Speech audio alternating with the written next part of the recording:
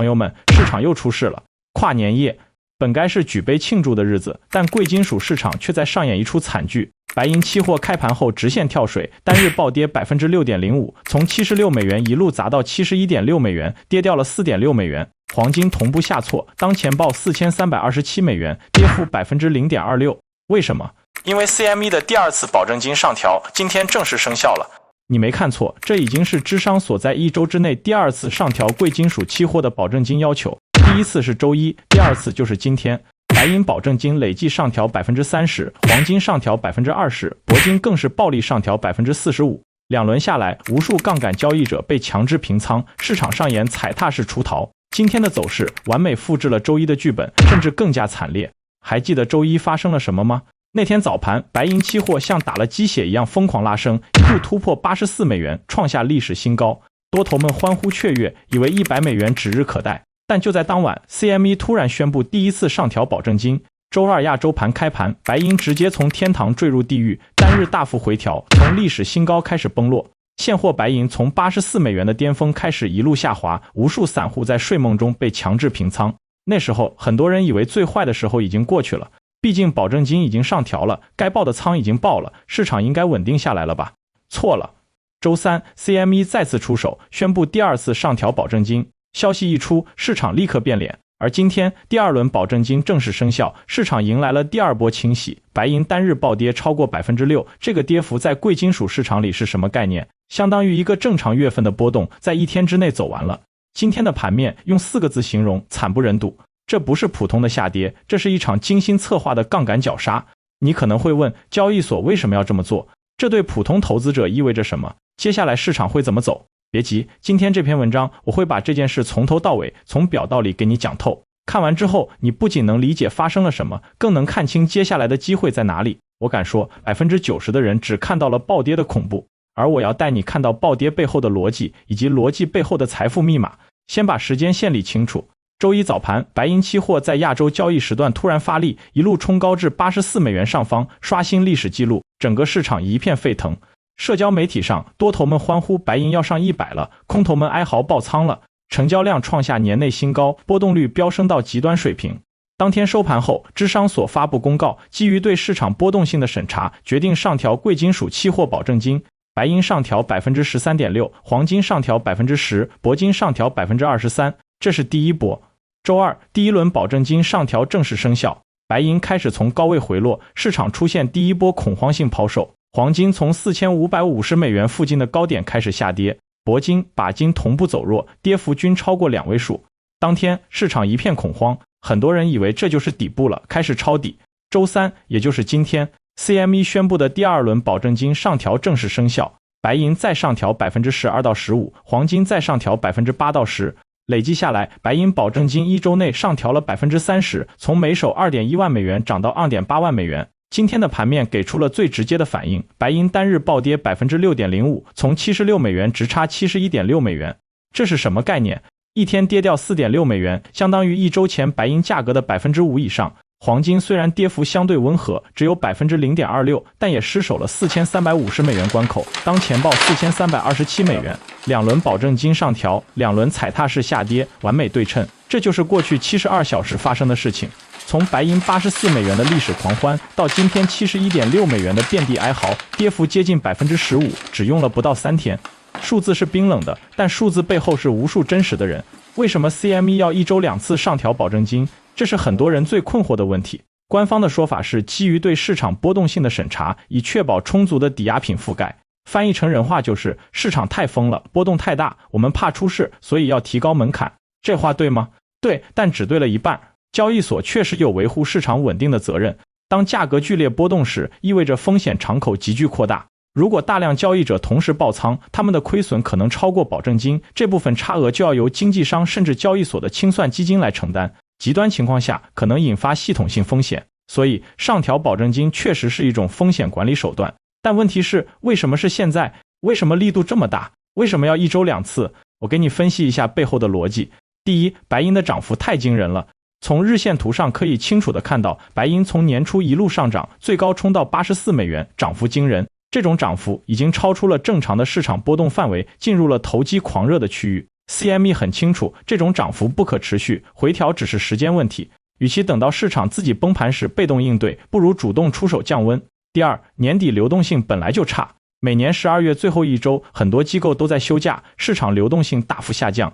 在这种情况下，价格更容易出现剧烈波动。CME 选择在这个时候上调保证金，某种程度上也是为了防止在流动性枯竭的情况下出现更极端的行情。第三，这是对多头的定向打击。你仔细看保证金上调的幅度，白银 30%， 铂金 45%， 黄金 20%。白银和铂金的上调幅度远大于黄金，而这两个品种恰恰是近期投机最疯狂的。今天的盘面也印证了这一点，白银暴跌 6.05%， 而黄金只跌了 0.26%。CME 的目标很明确，挤出投机泡沫，惩罚过度杠杆的多头。所以这次保证金上调不是例行公事，而是一次有目的、有计划的市场干预。交易所利用自己的规则制定权，在市场最脆弱的时候出手，强制清洗杠杆资金。这公平吗？从规则层面说是公平的，因为每个交易者开户时都签署了协议，同意交易所有权调整保证金。但从结果层面说是不公平的，因为受伤最重的永远是资金量最小、杠杆最高的散户，而大机构有足够的资金来应对规则变化。这就是金融市场的真相，规则是中立的，但规则的执行往往有利于强者。如果你觉得这篇文章让你有所收获，花1秒钟点个赞，你的支持是我继续输出深度内容的最大动力。现在让我们回答一个更重要的问题，这次暴跌是短期调整还是长期趋势逆转？我的判断非常明确，这是杠杆清洗，不是牛市终结。为什么这么说？让我给你分析3个核心逻辑。第一个逻辑，美联储的降息周期没有结束。虽然最新的会议纪要显示美联储态度趋于谨慎，2026年的降息预期从3次下调到2次，但请注意，这依然是降息，只是节奏放慢了。对于黄金这种零息资产来说，只要实际利率在下降通道里，上涨的逻辑就不会改变。今天的暴跌本质上是对短期流动性冲击的反应，而不是对长期基本面的否定。第二个逻辑，全球央行的购金潮仍在继续。2025年，全球央行黄金购买量再创历史新高。中国央行、印度央行、俄罗斯央行都在持续增持黄金储备。为什么？因为去美元化。俄乌冲突之后，越来越多的国家意识到把外汇储备放在美元资产里是有风险的，而黄金是唯一不依赖任何国家信用的储备资产。这个趋势是结构性的、长期的，不会因为短期价格波动而改变。第三个逻辑，通胀的幽灵并未远去。美联储官员自己都在警告，如果降息过快，可能导致通胀反弹。这意味着即使在降息周期里，通胀风险仍然存在。而黄金作为人类历史上最古老的抗通胀资产，会在通胀预期上升时获得支撑。把这3个逻辑放在一起，你会发现支撑贵金属上涨的基本面没有任何改变，改变的只是市场结构，过度投机的杠杆资金被清洗出局，市场从疯牛切换到慢牛。打个比方，如果把贵金属牛市比作开车上山，过去几个月就是油门踩到底，时速200公里往上冲。CME 上调保证金，相当于在路上设了2道减速带，那些开得太快刹不住的车撞毁了，但山路还在，山顶还在，只是剩下的车需要慢一点开上去。这就是我说的短期回调而非趋势崩盘的核心含义。让我给你算一笔账，你就明白现在的市场位置了。黄金从高点4550美元跌到现在的4327美元，跌幅约 5%。白银从高点84美元跌到现在的 71.6美元，跌幅约 15%。这个跌幅大不大？对于加了杠杆的交易者来说，这是灭顶之灾。但对于长线投资者来说，这只是一次正常的技术性回调。你去看任何一轮牛市，都不是直线上涨的。2020年黄金从1450美元涨到2075美元，期间回调超过 5% 的次数有3次。2024年黄金从1800美元涨到3500美元，期间回调超过 8% 的次数有2次。每一次回调都有人喊牛市结束了，但事后证明那只是上山路上的休息站。现在的情况也是一样。白银从84美元跌到71美元，看起来很吓人，但如果你把时间拉长到1年来看，白银今年的涨幅依然超过 60%。黄金从4550美元跌到4327美元，但今年的涨幅依然超过 50%。一轮大牛市怎么可能被一次保证金上调就终结？真正的问题不是牛市是不是结束了，而是你能不能活到牛市继续的那一天。那些被强制平仓的交易者不是因为判断错误，他们判断白银会涨，这个判断到目前为止是对的。他们失败的原因只有一个，杠杆太高，资金太少，在规则突变的时候没有足够的弹药补充，结果就是被迫在最差的时机卖出，把筹码拱手让给了那些资金充裕的大玩家。这是金融市场最残酷的地方，不是你判断对了就能赚钱，还要你活得够久。那么现在应该怎么操作？首先，如果你持有多单且没有被强平，先别急着割肉。今天白银暴跌 6%， 很可能是最后一波集中清洗。